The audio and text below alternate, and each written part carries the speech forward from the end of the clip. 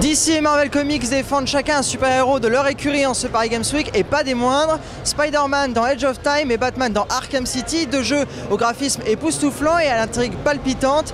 La chauve-souris contre l'araignée, c'est le match. Belle com autour du jeu Batman Arkham City aujourd'hui. L'intrigue du premier opus était donc autour de l'asile d'Arkham. Là on passe sur donc Arkham City, qui va être donc une ville, une prison à ciel ouvert. Et l'intrigue tout simplement, ça va être, sans spoiler et dire trop, vous retrouverez donc tous les grands méchants charismatiques de l'univers Batman. On sait que le premier était beaucoup basé sur l'affrontement avec le Joker. Là on verra énormément toute une palette de personnages, Double Face, Mr Freeze, le Pingouin pour les plus charismatiques. On se trouve dans un volet qui est externe à toute la série de films, qui n'est pas lié au prochain film qui va sortir. On est un petit peu dans l'univers étendu de Spider-Man, donc qui reprend par contre des éléments qui existaient déjà dans les comics. C'est-à-dire que là, on est dans deux univers à la fois. On est dans l'univers de Spider-Man, celui qu'on connaît, qu'en anglais ils appellent Amazing Spider-Man, et celui de Spider-Man 2099, qui n'est plus Peter Parker, mais Miguel O'Hara. Le futur est dominé par une société qui s'appelle Alchemax, et qui a plus ou moins mis l'ensemble du pays sous sa coupe.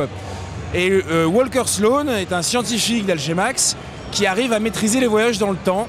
Et donc il remonte dans le passé pour recréer Alchemax quelques années avant sa fondation et la faire à son image.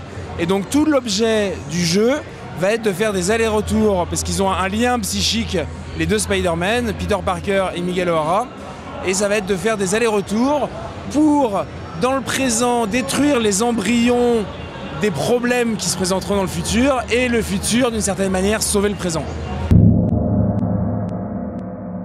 Alors, est-ce que c'est pas aussi difficile de jouer avec deux personnages différents qui en plus ont des gameplays différents?